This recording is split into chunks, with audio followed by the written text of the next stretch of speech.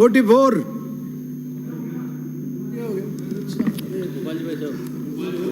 माननीय सभापति महोदय, आपने मुझे मांग संख्या 29, 37 और 47 पर चर्चा करने विचार रखने का अवसर प्रदान किया, आपका आभार। आयुर्वेद अपना जीवन का मूल आधार है और आरोग्य के लिए आवश्यक भी है। रोग प्रतिरोधक क्षमता, जिसे हम इम्यूनिटी पावर के नाम से भी जानते हैं, इसे बढ़ाने में योग आयुर्वेद की अहम भूमिका है।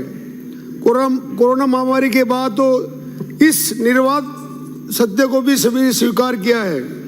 मैं आभार व्यक्त करूंगा माननीय प्रधानमंत्री श्री नरेंद्र मोदी जी का, जिनकी पहल पर 21 जून को विश्व भर में योग दिवस मनाया जा रहा है। महर्षि पतंजलि द्वारा प्रदत्त योग को आज दुनिया में सम्मान मिला है। माननीय मोदी जी का बहुत बहुत आभार।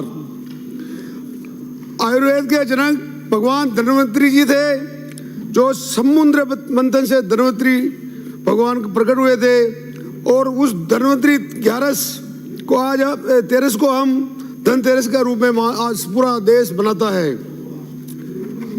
मान्यवर, इतनी प्राचीन एवं निरापद चिकित्सा पद्धति को आज संरक्षण विकास की दरकार है। विगत सरकारों ने आयुर्वेद चिकित्सक बनने के लिए संस्कृत के अध्यापन की अनिवार्यता को समाप्त कर दिया है। आयुर्वेद के पुराने ग्रंथ संस्कृत से जुड़े हुए हैं। आयुर्वेद चिकित्सकों की नई पीढ़ी प्राचीन आयुर्वेद के ग्रंथों से दूर हो चुकी है। ये अपने लिए बहुत चिंता का विषय है।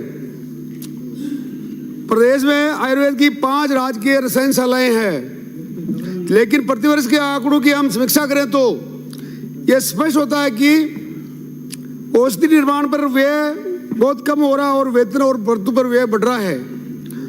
अपने यहाँ पे 2014-15, 2018-19 में 228.55 लाख रुपए कुछ व्यय हुआ।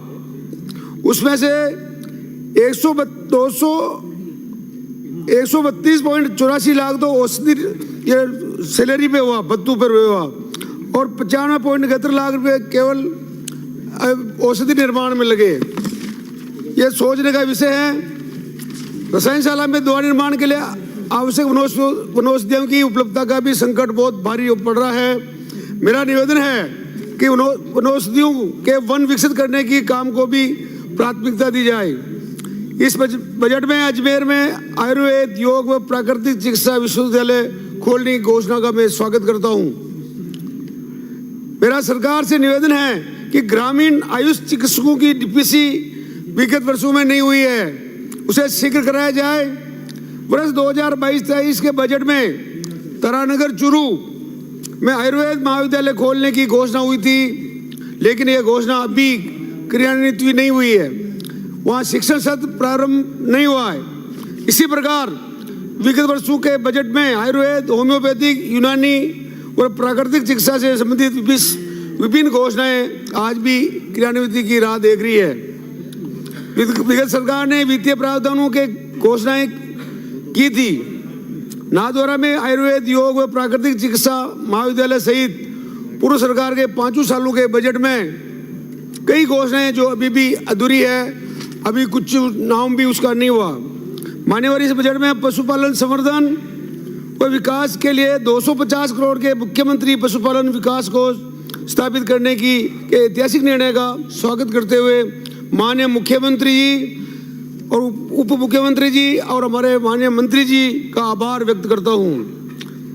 मेरे विधानसभा क्षेत्र में छोटी छोटी गौशालाएं हैं और उनमें गायों को अगर पूरा अनुदान दिया जाए, पूरे हमारे क्षेत्र में आम किसान गाय पालता है। मैं आपसे मांग करता हूँ, हर गाय हो, बछड़ा हो या नंदी हो, तो सबको 40 रुपये भी पर महीने दिया जाए तो शायद ये गौशाला जो गायें रोड पे हमेशा खड़ी रहती है, एक्सीडेंट हो रहे हैं, आए दिन दुर्घटनाएं हो रही है, तो इससे निजात मिलेगी। हर आदमी को थोड़ा पैसा मिलेगा तो उस गाय को वो पालेगा, उसको सब हर तरह से रक्षा करेगा, तो बहुत अच्छा होगा। आज रोड पे अब निकलते हैं तो गायें नजर आती है रात को। आज बारिश के समय में तो पूरा रोड ही जाम रहता है और आए दिन एक्सीडेंट हो रहे हैं। ये मैं सरकार से मांग करता हूँ। हमारे 125 पशु चिकित्सकों के वह 522 पशु सहायकों के नए 45 पद सृजित किए, उसका मैं निर्णय का स्वागत करता हूँ। गोपालन हमारी संस्कृति तो है ही, हमारी ग्रामीण अर्थव्यवस्था का मूलाधार भी है। विगत सरकार ने पंचायत समिति स्तर पर नंदीशाला गौशाला खोलने की जो घोषणा की थी, एक भी जगह वो नदी को नहीं खोली। मेरा निवेदन है कि छोटे खेतों में बेल आधारित कृषि को प्रोत्साहन दिया जाए और पंचकर्मों के चिकित्सकीय महत्व से जनता को अवगत कराने की योजना बने, जिससे गौ संरक्षण हो सकेगा।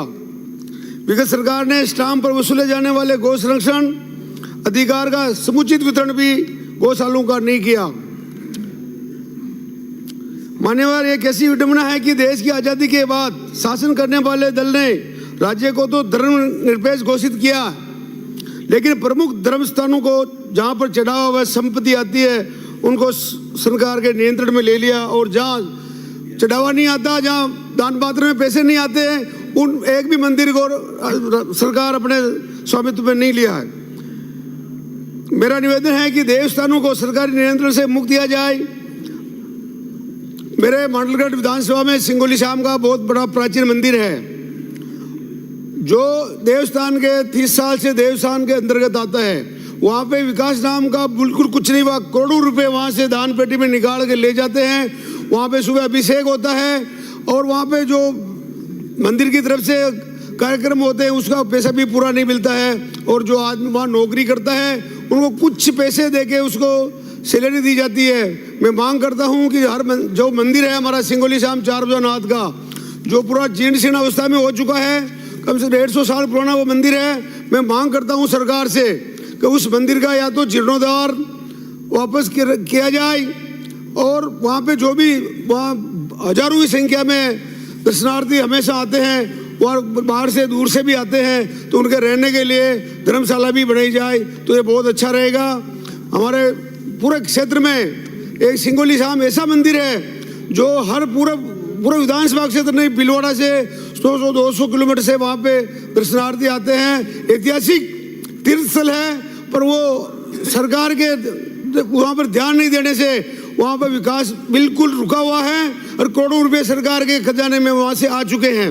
और इसी तरह हमारा त्रिवेणी संगम है, जहाँ 3 नदियों का संगम है, और प्राचीन शिव मंदिर है, वर्षों पहले का, हजारों साल पहले का मंदिर है। त्रिवेणी नदी में आप उस जगह का विकास करने के लिए वहाँ पर घाट बनाया जाए, वहाँ पे जो दाह संस्कार होता है उसके लिए दाह संस्कार की सुविधा दिलाई जाए, और वहाँ पे पार्क और धर्मशाला का निर्माण सरकार कराया जाए। वहाँ पे बहुत अच्छा विकास होगा और टूरिज्म भी वहाँ पे पनपेगा। हमारे इसी तरह हमारे तिलस्वां नाथ है, जोगनिया माता जी है, हमारे बाण माता जी है, हमारे मांडलगढ़ का ऐतिहासिक प्राचीन दुर्ग है जो हमारी प्राचीन संस्कृति को भी लिए हुए हैं। वहाँ पे एक बड़ा 4 भुजानाथ का बहुत ऐतिहासिक मंदिर है, उसका भी जीर्णोद्धार कराने का आप आदेश करें। मैं और भी मेरे क्षेत्र में बाण माता जी और हमारे सरदला श्याम और भी देवनारायण भगवान के मंदिर है, उनका भी जीर्णोद्धार होना बहुत जरूरी है। बहुत पुराने हो चुके हैं, जर्जर अवस्था में हैं। सरकार को मैं वहाँ ध्यान दिलाना चाहता हूँ कि वहाँ पे आने वाले समय में पूरी वहाँ की व्यवस्था अच्छी की जाए। मैं मेरे विधानसभा में